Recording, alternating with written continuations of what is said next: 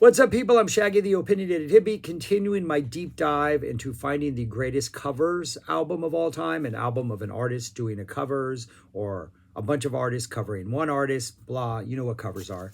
I've never been a fan of cover albums, and I thought I would try to find if there's some good ones out there that I've just been missing because I've never checked them out in my life. And so far, I've found some. I have done, how many have I done so far? I have done 11 so far. This will be the 12th. So I'm going to talk about this one. You can see what it is in the title below. Santana's the greatest guitar classics of all time. That title of all time in some of these song choices, you're like, really? But okay, whatever. I'm going to talk about this one, then I'm going to rank this among the other 11 and all that stuff. And just so you know, going into it, two things. I'm wearing sunglasses because I have blepharitis, which means this eye right here just isn't all that pleasant to look at. Plus, the light kind of makes me squint a little. So I thought I'd wear sunglasses because I still want to make videos. The other thing I want to say going into this is I'm not a fan of cover albums to begin with. So I'm already going into this with sort of a negative attitude. So the bar is pretty high.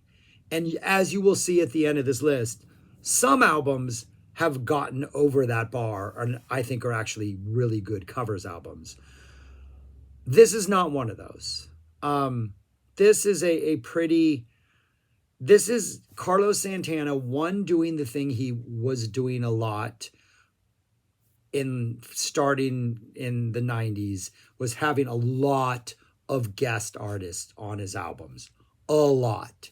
In this case, they're mostly all vocalists, and I don't think very many of them match the song they're matched with.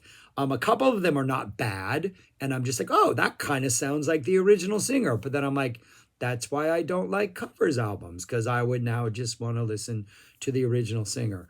Also, I'm just not sure this is necessary. I think there was one instance, there's one song on here. I'm like, I think this, I'm not going to say it's an improvement on the original, but if the original's over here in this fast lane, this version's on a separate freeway, equally in the fast lane. Everything else is like in the slow lane and it's dragging us down and we just want to hop over to that fast lane and be with the original. Or at least that's what my ears are telling me to do. It's like, hey, jump ship now and go listen to the original. So that's it. There are 14 tracks on here. Oh, also what I'm going to do is each track gets 1 point or 0 points. I sometimes give half points, but in very rare occasions. And then I'm going to take the number of points earned and divide it by the number of tracks. It will come up with a percentage. That is how I am ranking these. Opens up with Whole Lotta Love with Chris Cornell on vocals. I like Cornell. I just don't need this.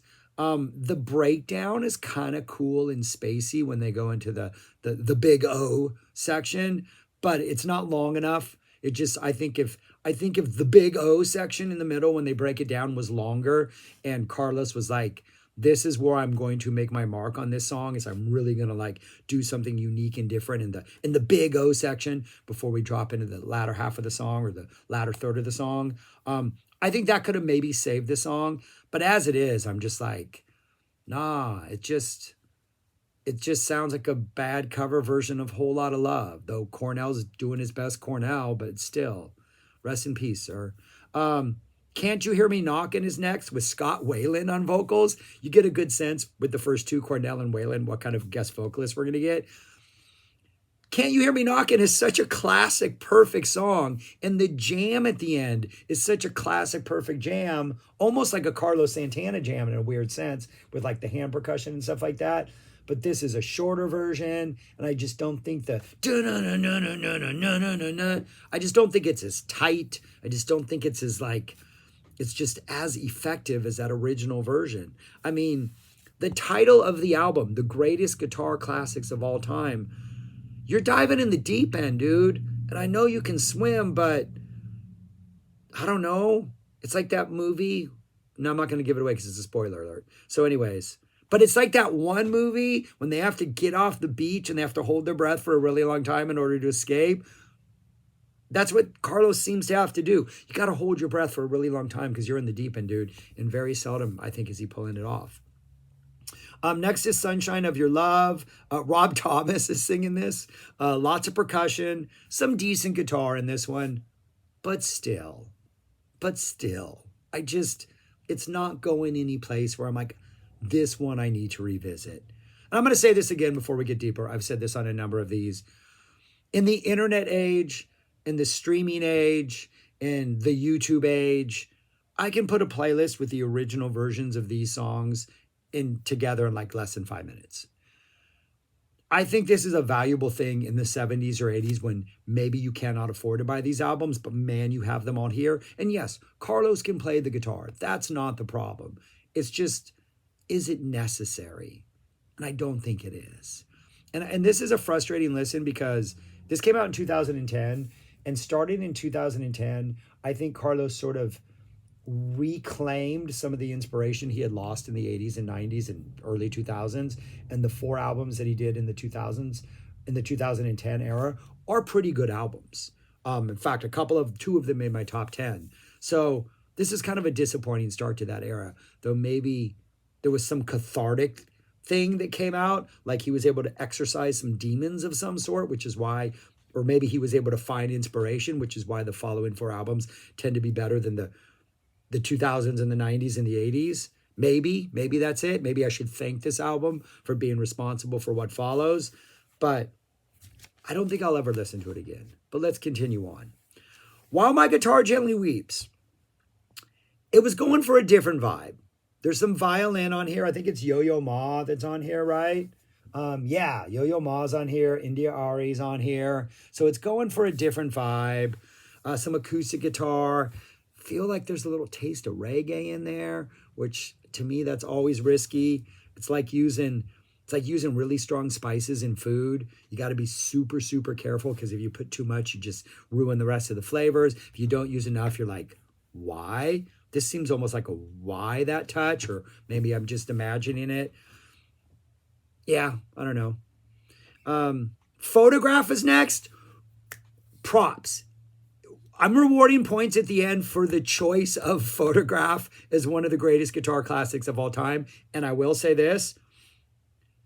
Somehow, the drums on this are not all that much better than the drums on the original. And the drums on the original are pretty 80s bad. Like every time I go re-listen to Pyromania again, which I do often because I love Def Leppard, especially those first 3 albums.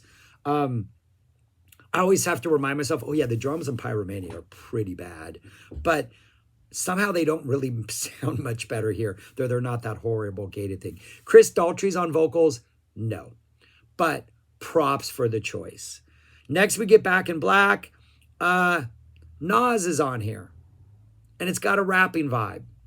And it undermines Nas's entire, no, it doesn't undermine Nas's entire career. But I'm like, nah, it just doesn't work. It just doesn't work. I like that he's trying to mix it up, but it's another instance in which, like, how many Santana fans are super excited to have Nas on an album, and how many Nas fans are going to go listen to a Santana album? You got to commit harder to one of the two vibes, it feels like. But this didn't work for me.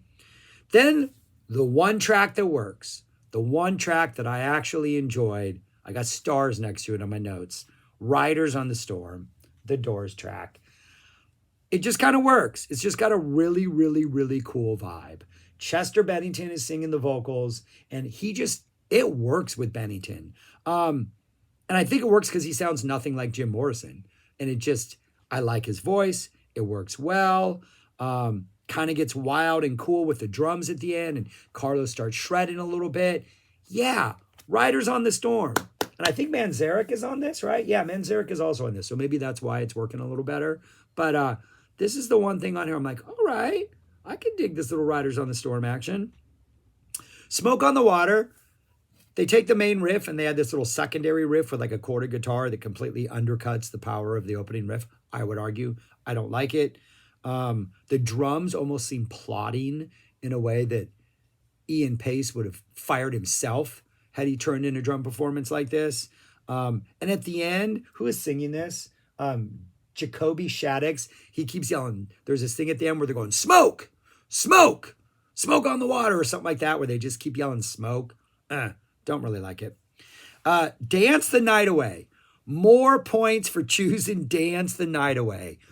Not the Van Halen song I would have picked if I was picking the greatest guitar songs of all time, but it made me appreciate Dance the Night Away more, and I kind of give it props for that. Pat Moynihan, who I think is from Train, isn't that right?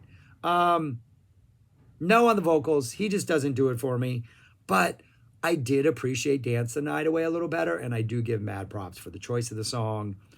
Man. T-Rex's Bang-A-Gong. I was listening to this thinking, wow, I thought Power Station's version was kind of rough. I went and listened to Power Station's version and had way more appreciation for Power Station's version after this. Gavin Rossdale is on the vocals. The guitar just completely ruins it. Way too aggressive. The vibe, the T-Rex vibe, the glam rock vibe, everything that Bang-A-Gong and that entire T-Rex era is about is just not here. It's missing. To me, this is almost like an embarrassment of cover songs. Maybe one of the most disappointing things I think I've heard, other than maybe a couple David Bowie covers, of things David Bowie covered. Little Wing is next with Joe Cocker. Props for Joe. I will applaud Joe every time. I'm giving it kind of half a point for the Joe presence. So thank you, Joe, for being there. Carlos is going for it, especially with his first solo, but it just, I don't know, Little Wing is, yeah, it's one of the greatest guitar songs of all time, but there's another cover of Little Wing out there that's so incredibly iconic that to then cover this song again, knowing that it's already been covered kind of beautifully, perfectly. Shout out to all you Texas musicians out there. It's just no on this. Then what do we have? I Ain't Superstitious. Just your standard blues rocker. Not much to this. I think just didn't really do anything for me. Then the deluxe edition, which is the one I checked out, has a cover of Fortunate Son with Scott Stapp, which is just absolutely hilarious. Completely different vibe, but a no to the vibe. Also, to call this one of the greatest guitar classics of all time, yeah, a near perfect 2.5 minute song. But a guitar classic, I mean, that riff is perfect. But I wrote, why did they ruin this? Like, I wrote, how do they ruin this? How do you ruin this song? I think they kind of ruined Fortunate Son. And then finally, Under the Bridge. Under the Bridge. Who's singing this? I don't know who the singer is. Rock Volsine. Should I know who that is? Do I not recognize that name? The singer, whoever is singing this, kind of sounds like Anthony. So props for sounding like Kiedis. But this just didn't do anything for me. And then there's another edition floating around out there that is LaGrange here in Texas. I did not hear that. And I did not seek it out after listening to the first 14 tracks because I did not want that song ruined for me too. But yeah, I hate to be harsh on this. And if you love it, good. I wish I was you. I wish I could enjoy it. But it just really did nothing for me. And I think maybe there's like this whole idea is once you hit rock bottom, there's nowhere but up to go, which is why the next 4 Santana albums are surprisingly better than things he had done for the previous couple decades. And so maybe I should applaud that. But I'm giving it 2 points. I'm giving it a full point for the Riders on the Storm cover, which I actually think is good. And it's going to get a full total point combined for having Photograph, for having Joe Cocker, and for having Dance the Night Away. I think those 3 things we're each get a third of a point. So this gets 2 out of 14 points, which is 14%. And 14%, that's crazy. That's right. That is 14%, which puts it right second to the bottom, kicking Weezer's Teal's butt by a full 14%. But yeah, it's at the bottom. Those are the ones I've done. The 2 that I think are just surprisingly great.